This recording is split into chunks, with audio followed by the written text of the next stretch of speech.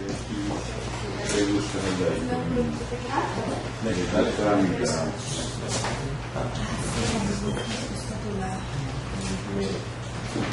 Mira, para verte mejor. Como caperucita. Ingeniero, muy buenos días. ¿Cómo amaneció? Con un sueño. ¿Con sueño? Ah, no. ¿Qué lo quitamos?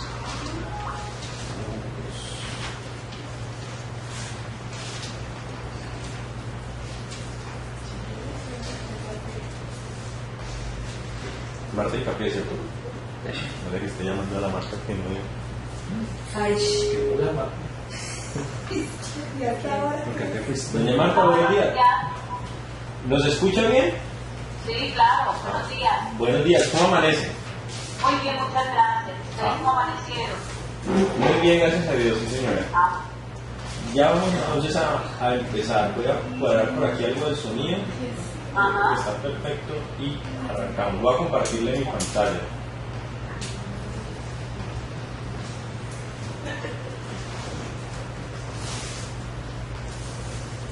Bien, ahí creo que...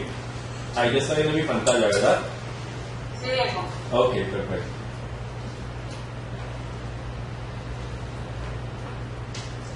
Bueno, buenos días. Nuevamente entonces vamos a continuar con nuestra charla. Hemos estado viendo toda la parte de cómo se debe gestionar un proyecto, qué debemos tener en cuenta a la hora de seleccionar ciertos parámetros para el proyecto, y hemos estado hablando sobre todo de algo que se conoce como networking, que es todo lo que tiene que ver con las redes, cómo saber qué tipo de red debe usar el cliente. Hemos visto algunos cálculos de equipos, ¿sí? Hoy quiero que veamos a profundidad un poco más de esos distintos equipos. Perdón, Diego, ¿esta es la primera charla que tienen sobre eso? No, Hace redes. ya hemos tenido, ya esta sería la tercera. Siempre en la cuesta porque me gusta. Y pues les recomiendo mucho a Diana y a Carolina, pues a todos, pero esto es muy importante, ¿no? Para que puedan asesorar bien a los clientes. Adelante. Bien, entonces la idea, como hemos estado observando, vimos que para determinados proyectos se requieren pues una serie de equipos, hay que tener en cuenta unas recomendaciones. Hoy vamos a entrar un poquito más en detalle. Esta es una presentación que yo normalmente realizo con otro tipo de clientes, pero vamos a repasar de esta unos conceptos y a profundizar otros. Primero, algo que ya hemos visto, que de alguna manera lo hemos definido. En este caso vamos a definir que es una red, y una red desde el punto de vista no solo de networking, es decir, no solo de redes TCP/IP, sino de lo que es una red en general. Entonces, una red en general básicamente es un conjunto de dispositivos electrónicos que van a estar conectados entre sí de manera cableada, de manera inalámbrica, y que van a llevar una serie de parámetros en su configuración que les va a permitir intercambiar datos entre ellos, compartir ciertos recursos y básicamente realizar comunicaciones. Esa es la definición general de una red. No tiene nada que ver solo con redes TCP/IP. Un ejemplo, cuando nosotros implementamos la parte de control de acceso, hablamos de que hay una red con protocolos o con conectividad RS485, ¿ok? En ese caso, esa red no tiene nada que ver con red TCP/IP, ¿sí? Una red, digamos, de cámaras Domos PTZ, que se conectan a través del protocolo 485, una red de control de acceso a través de WLAN, ¿sí? Y no tiene nada que ver con una red TCP/IP, pero sigue la misma definición, porque son varios aparatos electrónicos que están conectados entre sí, que están compartiendo una serie de tareas, una serie de funciones, una serie de recursos. Entonces, esta es la definición general. Sin embargo, la gráfica que tenemos allí aplica a lo que ya es una red TCP/IP, es decir, una red de networking, donde vemos entonces en la gráfica que hay un punto de internet, hay un proveedor de servicios, se hace la conexión a través de un router, hay un computador cableado, pero hay unos dispositivos conectados inalámbricamente. Eso, digamos, entonces es la definición general que usamos regularmente. Habíamos ya hablado de esta clasificación. Básicamente son tres las formas en las que se subdivide una red. Habíamos hablado de LAN, de MAN y de WAN. Básicamente estamos empezando desde la más pequeña hasta la más grande. Habíamos hablado de que una LAN, todos son acrónimos en inglés, es Local Area Network. La idea es que es una red de distancias cortas y que regularmente se encuentra en la misma zona geográfica, es decir, en la misma oficina, en el mismo edificio, sobre la misma cuadra, es muy cercana. Luego planteamos la red MAN, que es una red metropolitana, ya es metropolitana, es un poco más extensa, pero que a su vez esa red MAN está compuesta de varias redes LAN, ¿ok? Y que lo que está haciendo la red MAN es interconectar precisamente esas LAN que quizás están geográficamente distantes, pero que no exceden, digamos, en ese orden de ideas, una distancia geográfica como su nombre lo indica, metropolitana, es decir, dentro de la misma ciudad, dentro de la misma región. ¿Okay? Y finalmente hablamos de una red WAN, que ya es una red ampliada, es una red que entonces ya conecta obviamente muchas redes LAN, que a su vez son muchas redes MAN, y que finalmente es lo que, como lo hablamos, se conoce como Internet. ¿Okay? Este es el tema que quiero que tratemos hoy. Es un tema que de alguna manera nos ayuda a entender un poco más cómo debe ser, ¿okay? Cómo debe de alguna manera tomarse la arquitectura. Esto se denomina el modelo OSI. Resulta que el modelo OSI, nuevamente, es un acrónimo en inglés, es Open System Interconnection, que básicamente es como sistema de interconexión abierto, ¿sí? Lo que OSI plantea básicamente es un modelo descriptivo, es decir, cómo debe implementarse una red, qué parámetros debo yo tener en cuenta a la hora de implementar una red, ¿sí? Para muchas personas, y aquí pues hago la salvedad, a veces una red simplemente es tirar un cable y ya, ¿sí? Pero entonces, ¿por qué? Como lo vimos en los anteriores ejemplos, ¿por qué tengo que poner un router? ¿Por qué tengo que poner un switch? Porque ese switch seguramente no puede ser sencillo, sino un switch denominado capa 2, capa 3. ¿Por qué tengo que poner programas? ¿Sí? El modelo OSI lo que plantea es el por qué. Describe cada una de esas capas, así se denominan cada uno de esos niveles, capas, y plantea qué debe hacer cada uno de ellos. ¿Okay? No sé si alcanzan a leer pues cada uno de los niveles.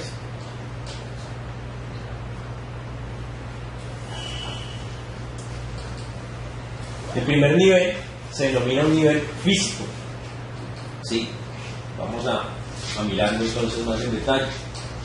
En el nivel físico, entonces, yo empiezo a generar todas las definiciones, ¿sí? O todas las especificaciones con base a cómo va a ser mi sistema desde el punto de vista, valga otra vez la redundancia y la palabra, físico. Es decir, qué especificaciones de nivel eléctrico, electrónico debo tener, qué especificaciones mecánicas, qué especificaciones ópticas, qué especificaciones de funcionalidad, para poder hacer los enlaces, ¿sí? Para activarlos, desactivarlos, para poder administrarlos, ¿sí? Entonces, en general, en este primer nivel lo que yo hago es definir un ejemplo, niveles de voltaje, velocidad de transmisión, distancias, y todo eso es lo que me va a permitir trabajar sobre esta capa. Una forma que yo he encontrado para poder relacionar esta capa fácilmente es que usted, para pensar en la capa 1 del sistema OSI, usted debe pensar en señales y medios. Es decir, cuando el cliente o la persona va a llevar a cabo un proyecto, usted lo primero que se tiene que poner a pensar es cómo son sus señales y en qué medios va a distribuirlas. Me explico. No es lo mismo generar un enlace inalámbrico en una zona donde hay muchas lluvias. No es lo mismo generar un enlace inalámbrico en un valle abierto, ¿sí? A un valle donde quizás se encuentren entre, digamos, antenas, muchos árboles, edificios u otras antenas. Todo eso cambia. Entonces yo tengo que pensar en el medio de transmisión que yo voy a tener, ¿sí? Cuando se habla de que debo generar especificaciones de tipo eléctrico, es decir, cómo van a funcionar mis redes eléctricas. Yo puedo estar hablando de que voy a implementar la red TCP/IP, pero yo debo tener en cuenta cómo o de qué manera también estoy generando los niveles electrónicos y eléctricos para alimentar esa red. Recuerden, por ejemplo, y ya lo hemos visto en otras ocasiones, que yo no puedo, o no, más bien no puedo, no debo poner un cable de red cerca de un cable de alta tensión, ¿sí? Usted puede ponerlo y seguramente la red va a funcionar un tiempo, o más bien va a funcionar por tiempos, ¿sí? ¿Por qué? Porque ese cable eléctrico que está al lado de su cable de red está generando que usted tenga pérdida de paquetes. ¿Por qué? Pues porque por el cable eléctrico están pasando seguramente niveles de tensión altos, están pasando voltajes, corrientes, que lo que hacen es atenuar la señal de su cable de red. Entonces tienen que pensar en ese tipo de cosas. Mecánico, porque no es lo mismo tirar un cable, un ejemplo, todo el cable que ustedes manejan aquí normalmente es un cable para interiores o para poner en canaleta. ¿Sí? Ese cable que ustedes denominan categoría 5E y que es por el que arman las cámaras y todo eso, es un cable común. Pero cuando usted lo va a hacer, digamos, a la intemperie y va a dejar el cable expuesto, o cuando lo va a hacer en el caso de las obras civiles, lo va a mandar por tierra, son cables diferentes. Es el mismo concepto del cable de categoría 5E, es decir, tiene el mismo número de hilos y demás, pero es un cable que tiene que tener la capacidad, un ejemplo, de estar expuesto a la intemperie, de estar expuesto a niveles de humedad altos, ¿sí? Si un cable, un ejemplo, como esto, que usted lo pone a la intemperie, lo primero que usted va a encontrar es que lo que se denomina la cobertura o la chaqueta, que es esa parte gris del cable, se va a tostar, ¿sí? Ajá, entonces cuando se empieza a tostar esa parte del cable, resulta que la transmisión que usted tiene empieza a degenerarse, ya empieza a funcionar mal, ¿sí? La cobertura de los cables, de cualquier cable, no es simplemente para que a uno no le pase la corriente, como dicen por ahí, sino que eso tiene una razón de ser, y es que sin esa cobertura la transmisión electrónica no podría darse de la mejor manera. Hablamos también de que uno define la parte óptica y la parte de funcionalidad, volviendo entonces al punto de un ejemplo, un enlace inalámbrico. ¿Cómo estoy yo conectando mi sistema? Bueno, que hasta aquí tengo que llegar, es un ejemplo simplemente, con fibra óptica, pero aquí en adelante tengo que replantear mi red por características como estas, tengo que plantear mi red inalámbrica, ¿sí? De hecho, no sé si recuerdan que habíamos visto un ejemplo y les comentaba de un caso donde necesitaban hacer un enlace de casi 1.3 kilómetros, ¿sí? Hacerlo cableado se hubiera podido hacer. ¿Era funcional? Sí, pero es muy costoso. Entonces yo empiezo a definir cada uno de esos niveles y empiezo a definir cada una de estas características. Entonces el nivel 1 es físico. Piensen siempre en eso, en señales y medios, qué es lo que usted quiere transmitir y cómo lo quiere transmitir y en qué sector o en qué zona lo va a transmitir. ¿Está de ese nivel? Se me olvida algo importante. Dentro de la parte eléctrica y electrónica es muy importante y la gente no le pone cuidado a eso, a cómo se poncha un cable, ¿sí? A cómo arma usted el cable de red. Entonces es muy importante siempre decirle a las personas que sigan una norma, ¿sí? De hecho, cuando ustedes ponen un cable en la red, ese cable como tal, voy a mostrarlo aquí, tiene una norma.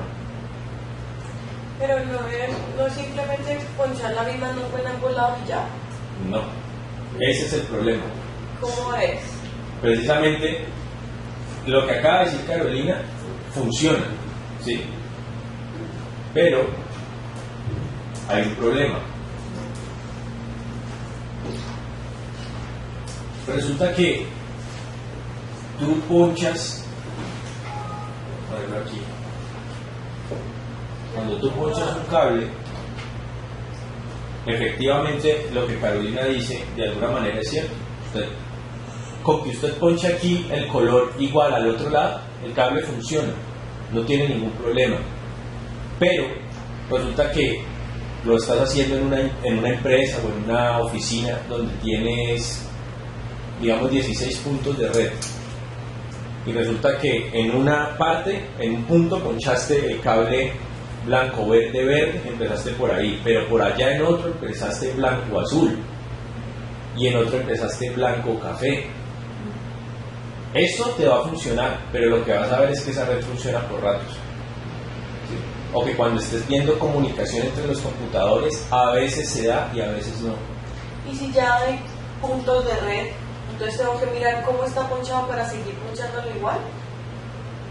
Exacto. Todo tiene que tener una norma. Por eso se crea la norma, para que todo el mundo siga ese estándar. Y hay algo particular. Esta norma, ¿sí? Hay dos normas, la 68A y la 68B. No son, perdónenme la cosa que voy a decir, no es porque alguien quiso hacerlo y ya, ¿sí?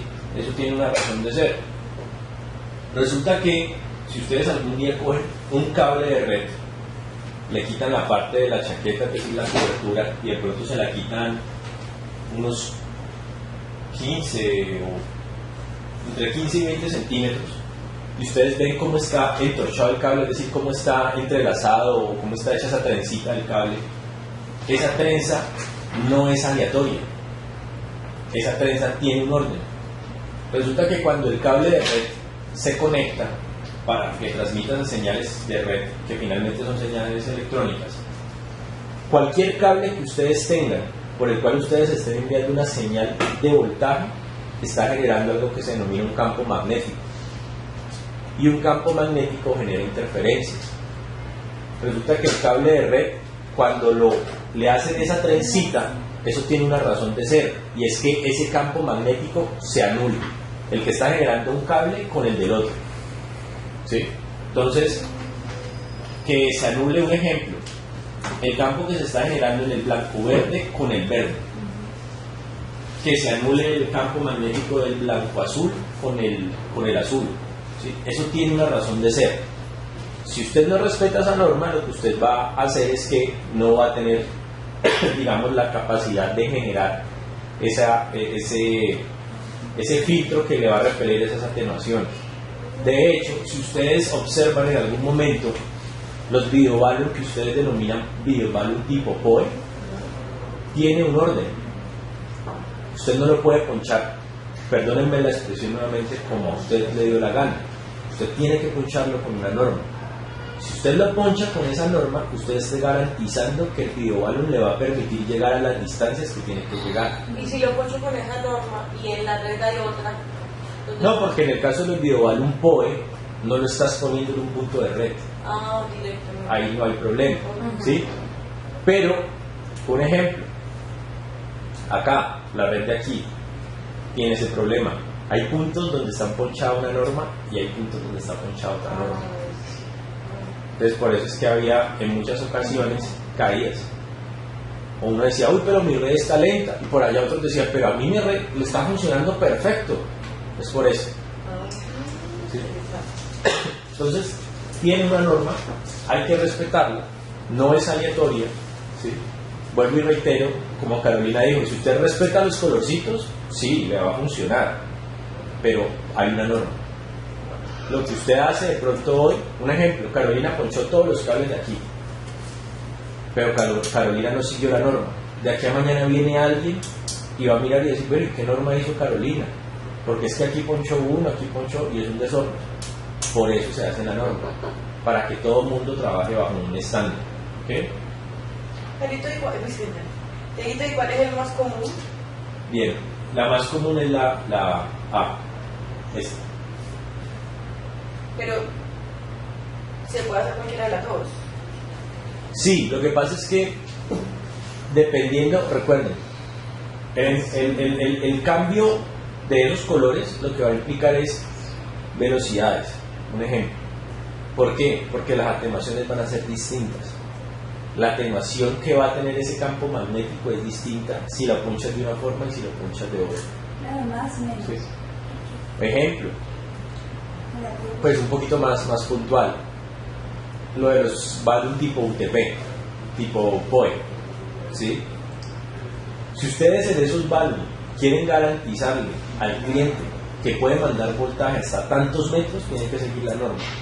Si quieren hagan la prueba un día, pónganlo con los colorcitos que usted quiera, ponche, haga la prueba de tirar voltaje a los metros que dicen y se van a dar cuenta que el voltaje les llega disminuido, ¿sí? Ya no les van a llegar los 12 voltios, les llegarán 10 punto algo de voltios.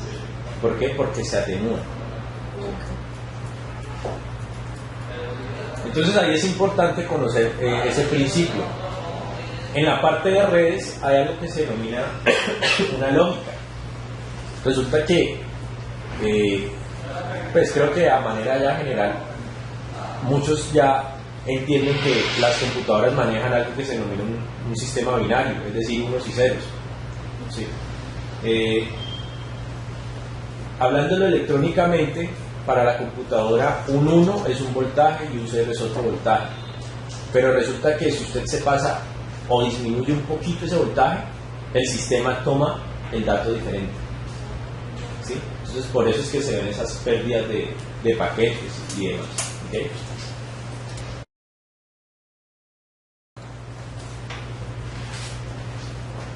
En esta capa ya hablamos de que estamos ocupándonos del direccionamiento físico, es decir, de cómo está la infraestructura de red, cómo es la topología de la red, del acceso, de si hay errores, entonces notificar los errores, de cómo vamos a generar un orden de datos, ¿sí? Una forma fácil de pensar en esta capa es cómo estoy controlando el acceso a mi red, ¿sí? ¿Quién da el acceso a la red? Y cómo genero tramas de datos.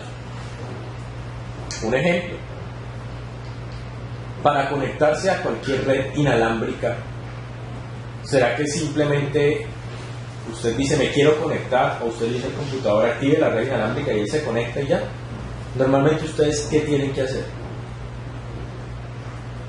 No todos a la vez. ¿Nadie se ha conectado a una red inalámbrica? Normalmente. ¿Qué más? Buscar la red. Una contraseña. O sea, hay alguien. Primero ustedes tienen que buscar a quién se conectan. Y cuando encuentran ese a quién se conectan, ustedes tienen que posiblemente darle una clave. ¿Sí? Posiblemente tienen que simplemente decirle conectar, si es que no tienen clave. Pero hay alguien o algo que les va a controlar el acceso a ese medio. Y cuando ustedes ingresan a esa red, ese alguien o ese algo que les controla el acceso les va a asignar una dirección IP, les va a permitir enrutarse dentro de ese servicio, les va a decir que su conexión tiene internet o no tiene internet, en fin, ¿sí? Pero hay alguien que controla. Entonces, en esta capa o en este nivel, que se llama nivel de enlace de datos, pensamos en eso, en cómo entramos a la red, en cómo direcciona la red, en qué topología tiene esa red, ¿sí? Es decir, cómo va un paquete del punto A al punto B, si hay un error, entonces quién lo va a notificar. Forma fácil nuevamente de hacer una analogía con este dato, que este nivel es, piensen en control de acceso al medio y tramas. En el anterior pensábamos en las señales y en los medios, aquí en control de acceso al medio y a las tramas, ¿ok? Si tienen preguntas, pueden irlas haciendo. Luego viene el nivel 3. En el nivel 3 ya hablamos de que en esta capa encontramos dispositivos que nos van a permitir la conectividad y la selección de rutas. O sea, ya aquí hablamos de que hay sistemas, aparatos, dispositivos que nos van a decir adecuadamente cómo esa ruta que está planteada aquí en este nivel 2, cómo debe ser, ¿sí? Cómo debe transmitirse. Aquí, entonces, para identificarlo de una forma más sencilla, usted piensa en el nivel 3 como selección de rutas, direccionamiento y enrutamiento, ¿sí? Haciendo una analogía, voy a hacer una analogía hasta la parte 3. Nivel 1, señales y medios. Nivel 2, control de acceso al medio. Y nivel 3, selección de rutas. Piense en que usted quiere hacer un viaje, ¿sí? Cuando usted va a hacer un viaje, entonces lo primero que piensa es cómo va a llegar a su destino. Va a irse en avión, va a irse en tren, va a irse en bus, en carro, ¿sí? ¿Usted cuál elige? Un ejemplo, si usted le dice, usted tiene que viajar, es un ejemplo, a la Argentina, y usted quiere llegar cómodo, ¿cuál elige? De hecho, va a sonar chistoso, usted puede viajar en burro, si quiere, Bicicleta. en bicicleta. ¿Cuál es más cómodo? Un avión. ¿Sí? El avión. Entonces usted piensa en señales y medios, o sea, ¿cómo llego? ¿Qué medios tengo? Uy, no, pues es que si me voy así, me voy a demorar tanto, si me voy a hacer, me voy a demorar tanto. Entonces piensa en eso. Luego, usted dice, bueno, me voy finalmente en un bus o en un avión. Cuando usted va a generar esa decisión, usted tiene que comprar, ¿qué? Tiquete. Un tiquete, ¿sí? Y ese tiquete entonces usted lo tiene que pagar, ese tiquete usted tiene que de alguna manera generar el gasto, ¿sí? Entonces hay alguien que le va a dar el control de acceso a ese medio, ¿ok? Y finalmente en el nivel 3, cuando usted toma la decisión de que quiere viajar a la Argentina, entonces, un ejemplo, usted dice, voy a viajar con Avianca, entonces Avianca te dice, listo, yo te llevo directamente a la Argentina. Ah, pero resulta que averiguaste en Copa Air. Entonces Copa Air te dice, claro, yo te llevo a la Argentina, pero primero te llevo Cali-Bogotá, Bogotá-Panamá, Panamá-Argentina. Hay una selección de rutas distintas, ¿sí? Y estoy supeditado a lo que ellos decidan, ¿sí? ¿Voy a llegar al mismo destino? Sí, simplemente que hay una selección de rutas distintas. Puedes Sí. tener varios. Exacto, puedo tener varias opciones. Entonces, es una analogía como para entender un poquito de cómo funciona cada uno de esos equipos. Hasta allí, ¿vamos claros? ¿Alguna duda, alguna pregunta?